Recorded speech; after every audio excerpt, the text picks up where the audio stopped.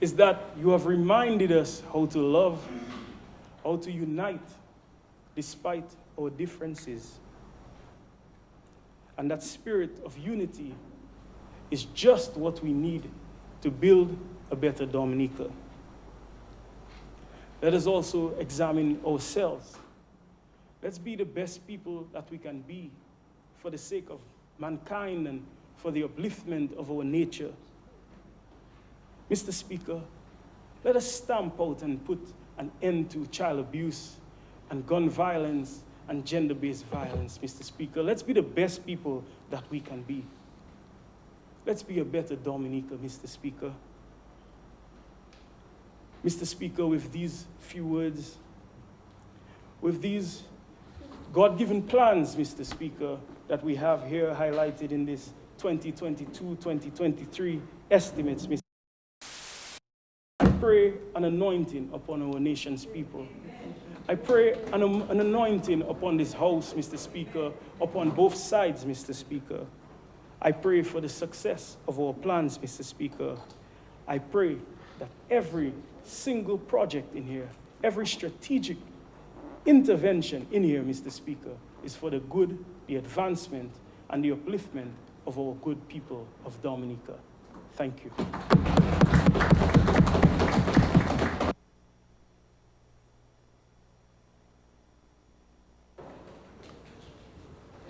Yes, Honorable John, I recognize you. Proceed. Thank you, Mr. Speaker. Good morning. Mr. Speaker, I stand to make my contribution on the debate before the House, the 2022-2023 budget debate. Mr. Speaker, but before I go into the meat of my discussion, I just want to raise something that happened yesterday. And yesterday, the leader of the opposition came in late, not yesterday, the day before, when the budget was being delivered by the Prime Minister. And I am aware that the Honorable Leader of the Opposition and also Senator Sanford informed the House that he would have been late and she would have been absent for the day, respectively. But yesterday, Mr. Speaker, Mr. Linton came in and made his presentation, and in his starting of his presentation, he said that why he was late. But Mr. Speaker, the Minister of Trade and a member for the Portsmouth constituency used that and say Mr. Linton coming is natural, usual, coming late to the Parliament. And I think it was being a misrepresentation of the truth when he contacted the House. And when we tried to make other point of clarification with the acting chair, the Deputy Speaker, he didn't really ask me.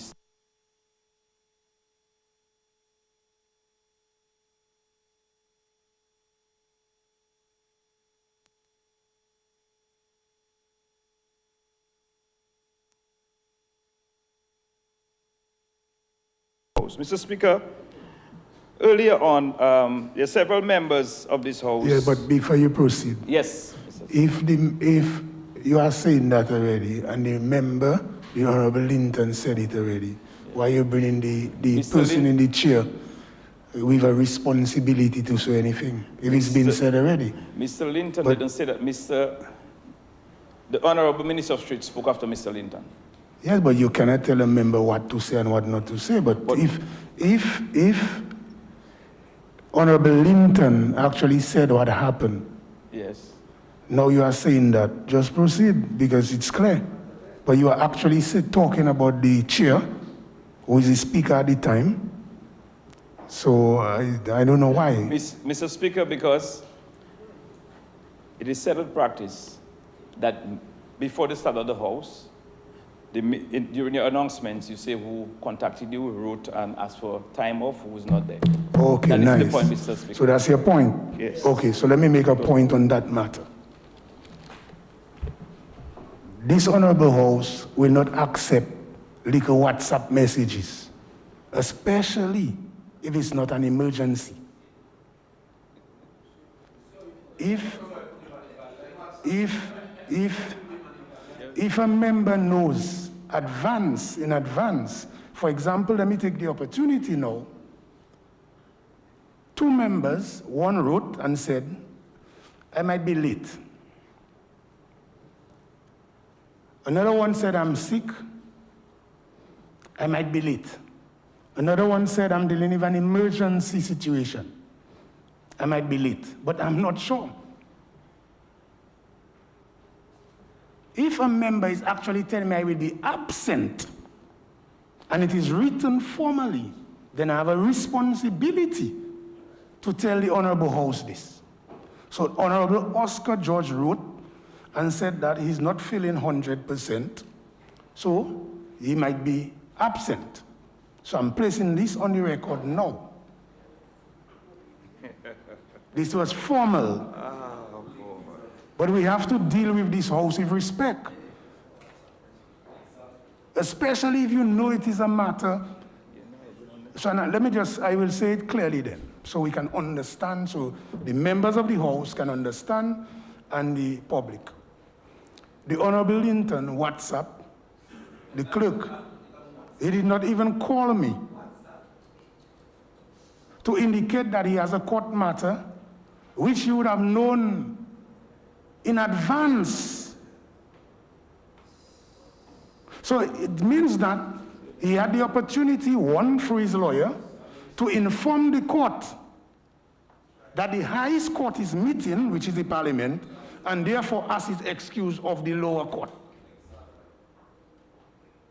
And then now, he would write us now and say, well, in that case, then the lower court would agree through his lawyer. Another matter, another approach could be a respectful approach, could be right to write the chair and ask for permission to be absent or to ask for permission to intervene. So we have to be careful what we talk about. That's why I left you, so you could explain properly, so then I can explain. In regards to Senator Sanford, she said she will be coming, but she's not sure. I cannot make a statement on not sure. Then see what happened, she came. So if I'd made a statement saying she will not be there, and then she showed up, I'd be giving wrong information. Senator Esprit, Shanks Esprit, indicated that he most likely will be absent, but no, he's here today. So in regards of all the information that I received, the only one I could make a clear, decisive decision was on Honorable Senator Oscar George. This one was formal, written, came to my chamber, so I could say something, but I gave it a little time. I spoke with the clerk, I said, let's wait to see today what is happening with Honorable Oscar George. So, proceed. I just wanted to clarify since you bring it up. Thank you for your clarification. And I'm happy I brought it up. Very happy I brought it up, Mr. Speaker. I will proceed. I'll continue. Mr. Speaker, the 2020-2023 budget presentation was very heavy on agriculture. And I took note of that, Mr. Speaker. And I heard the references made about the amount of farmers and the amount of produce being annually being produced here in Dominica, Mr. Speaker. Mr. Speaker, I just want to bring to the attention of this House what type of production we had a few years ago, because some people like to go back to 2000, 1995 and 2000. By that time, I was already statistical clerk at the DBMC. So I was the person dealing with all the statistics, sending to statistical unit, ECCB, and all the others. CDB, when Ms. Blanchard was there. And Mr. Speaker, I can just give you a general idea, the type of production that we had around this time, and how I heard the Minister of Agriculture talking about pickups coming in communities. I am sure the member for Laplin will join me and told me the type of pickups that was coming into the Laplin in the late 80s and in the 90s because of, I'm not talking about other crops, I was talking about one crop, bananas, because we had a cash crop from 1953 somewhere there, a cash crop when geese came to Dominica. And the type of production we had island-wide and what transpired in the 90s and 80s, 90s, 2000s, because we stopped exporting bananas to the UK, January 2015. That is the record because of Black Sea Otoka, and we have not gone back to exporting bananas. 2015, January, the Honorable, the former Minister of Agriculture was Mr. Drago at that time. And that's where it stopped, Mr. Speaker, in terms of production. But our production started decreasing gradually in the 2000s going down.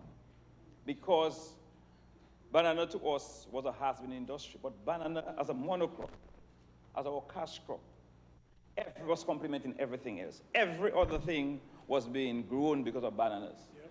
Everything, because farmers could get the inputs on the 8 cents deduction and produce other crops.